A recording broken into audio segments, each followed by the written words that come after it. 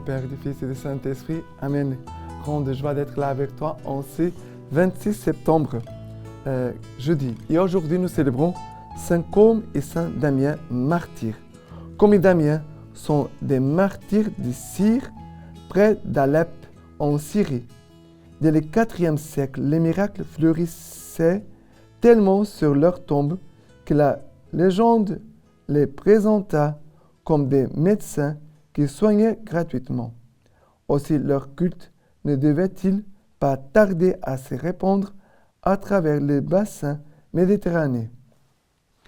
Et la première lecture d'aujourd'hui, c'est du livre de l'Ecclésiaste ou le livre de Colette, chapitre 1er, à partir du verset 2. Vanité des vanités, dit Colette, vanité des vanités, tout est vanité. Quel profit trouve l'homme à toute la peine qu'il prend sous le soleil? Un âge va, un âge vient, mais la terre tient toujours. Le soleil se lève, le soleil se couche. Il se hâte vers son lieu, et c'est là qu'il se lève. Le vent part au midi, tourne au nord, et tourne et va, et sur son parcours retourne le vent. Tous les fleuves coulent vers la mer, et la mer n'est pas remplie. Vers l'endroit où coulent les fleuves, c'est par là qu'ils continueront de couler. Toutes les paroles sont usées, personne ne peut plus parler. L'œil n'est pas rassasié de ce qu'il voit, et l'oreille n'est pas saturée de ce qu'elle entend. Ce qui fut, cela sera. Ce qui s'est fait se refera. Et il n'y a rien de nouveau sous le soleil. Qu'il y ait quelque chose dont on dise, tiens, voilà du nouveau. Cela fut dans les siècles qui nous ont précédés. Il n'y a pas de souvenir d'autrefois, et même pour ceux des temps futurs. Il n'y aura d'eux aucun souvenir auprès de ceux qui les suivront. Alors ici, le premier verset d'aujourd'hui nous dit « Vanité des vanités, dit Colette, vanité des vanités, tout est vanité. »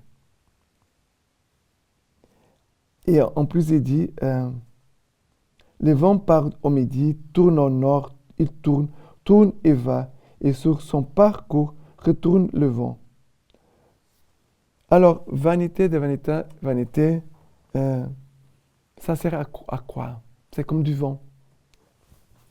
Tu ne peux retenir le vent.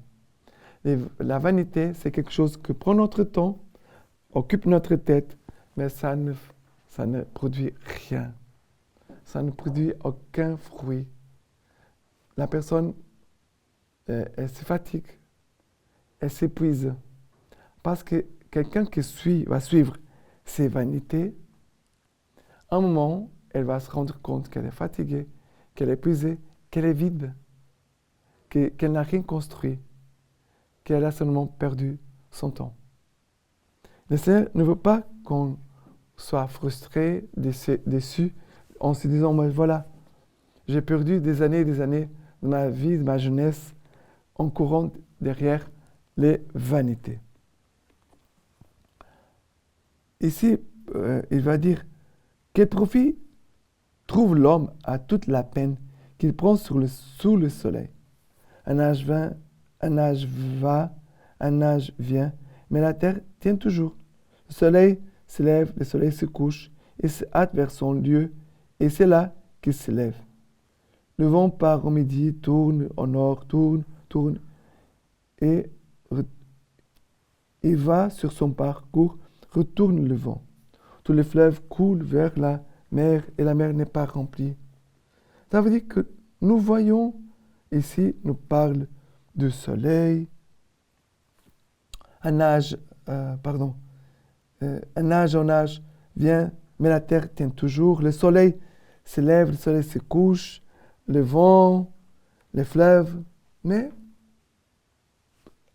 on voit que le soleil il fait toujours son parcours. Le vent, on ne voit pas d'où il vient ni où il va. Et aussi les fleuves, que coulent tous les fleuves coulent vers la mer et après, la mer n'est pas remplie. Mais ici, il a quand même une sagesse.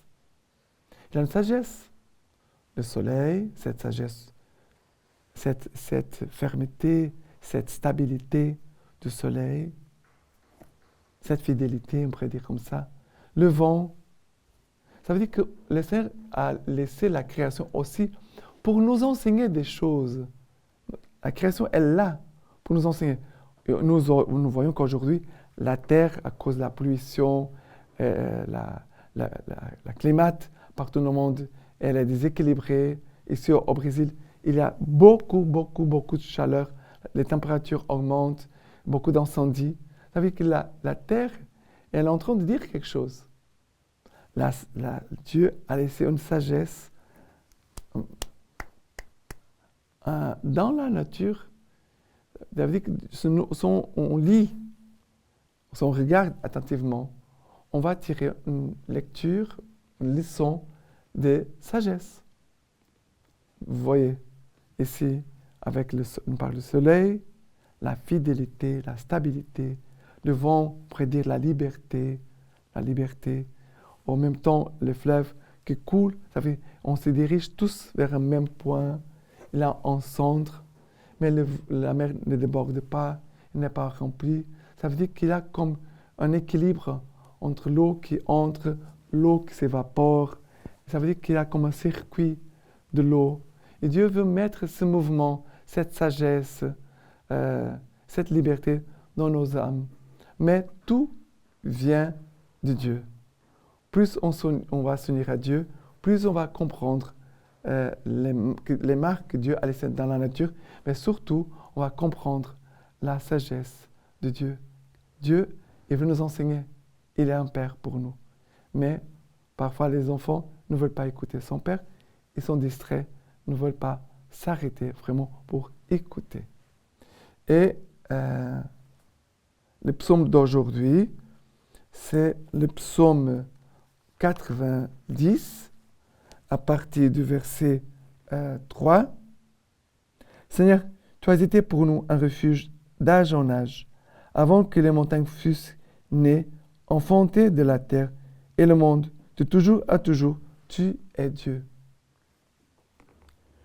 Tu fais revenir le mortel à la poussière, en disant, revenez fils d'Adam, car 1000 ans sont à tes yeux, comme le jour d'hier qui passe, comme une veille dans la nuit. Tu les submerges de sommeil, et seront le matin comme l'herbe qui pousse. Le matin, elle fleurit et pousse. Le soir, elle se flétrit et sèche. Après le verset 12. Fais-nous savoir comment compter nos jours, que nous revenions du cœur à la sagesse. Reviens, Seigneur, jusqu'à quand? Prends en pitié tes serviteurs. Rassasie-nous de ton amour au matin, nous serons dans la joie et les chants tous les jours. La douceur du Seigneur soit sur nous, confirme l'ouvrage de nos mains. Alors, ici, il nous dit, fais-nous savoir comment compter nos jours, que nous venions de cœur à la sagesse. Reviens, Seigneur, jusqu'à quand? Prends en pitié tes serviteurs. Seigneur, ta sagesse, elle nous dépasse énormément. Mais à partir de notre vie de prière et à partir de l'écoute de tes paroles, Seigneur, je m'ouvre pour me laisser enseigner, pour me laisser conduire. Parce que, Seigneur, tu connais tout, tu sais tout. Seigneur, alors aide-moi à entrer dans tes pensées, à entrer dans ce qui est ta volonté, on pourrait dire ta pédagogie, ta façon de conduire les choses selon ta volonté. D'accord? Et maintenant, l'évangile, c'est Luc chapitre 9. Luc chapitre 9, à partir du verset 7. Hérode le tétrarque apprit tout ce qui s'est passé et il était fort perplexe, car certains disaient, c'est Jean qui est ressuscité d'entre les morts. Certains, c'est Élie qui est reparu. D'autres, c'est un des anciens prophètes qui est ressuscité. Mais Hérode dit, Jean, moi je l'ai décapité. Quel est-il donc celui dont j'entends dire de telles choses? Et il cherchait à le voir. Alors ici, on voit qu'il cherchait à voir Jésus. Il cherche à voir Jésus. Hérode, un homme qui n'avait pas la foi. Mais il était perplexe de ce que les gens disaient de Jésus, de ses actions. Ça veut dire que certainement, cela suscitait une curiosité, on pourrait même dire peut-être une soif dans son cœur de vouloir connaître Jésus, de vouloir voir Jésus. Mais, qu'est-ce qui se passe ici? Hérode les tétrarques, après tout ce qui s'est passé, et il était fort perplexe par rapport à Jésus. Et après, certains disaient, c'est Jean qui est ressuscité d'entre les morts. D'autres, c'est Élie qui est reparu. Donc c'est l'un des anciens prophètes qui est ressuscité. Mais il va dire, Jean, moi je l'ai décapité. Quel est-il donc celui dont j'entends dire telle chose? Cette question, elle est très importante parce qu'il dit, celui, donc, quel est-il donc celui dont j'entends dire de telles choses?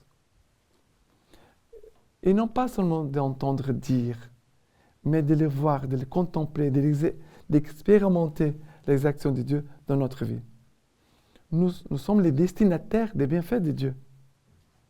Non pas seulement les autres pour qui nous prions, mais nous sommes les destinataires de l'amour de Dieu, des bienfaits de Dieu. Et que toi aussi, aujourd'hui, tu puisses vouloir, désirer, chercher à voir Jésus, à le contempler, à l'adorer, à l'écouter, à le trouver. Car Dieu se laisse trouver par ceux qui le cherchent. Dieu se laisse trouver par ceux qui le cherchent. D'accord? Et la lecture patristique d'aujourd'hui de Saint Augustin nous dit ceci. Aux yeux du Seigneur, la mort de ses saints a un grand prix. Sur la croix, s'est réalisée une affaire grandiose. C'est là que s'est ouverte la bourse contenant les prix de notre rançon. Quand son côté a été ouvert par la lance qui les frappait, ce qui en a jailli, c'est le prix de l'univers. Les fidèles et les martyrs ont été achetés, mais la foi des martyrs a fait ses preuves. Leur sang est un témoignage. C'est ce qui a été dépensé pour eux, ils l'ont rendu, ils ont accompli la parole de Saint Jean. Le Christ a donné sa vie pour nous. Nous aussi, nous devons donner notre vie pour nos frères. Maintenant, je vous laisse la bénédiction par les mains toutes pures de la Vierge Marie. Dieu Tout-Puissant vous bénisse et vous garde, le Père, le Fils et le Saint-Esprit. Amen.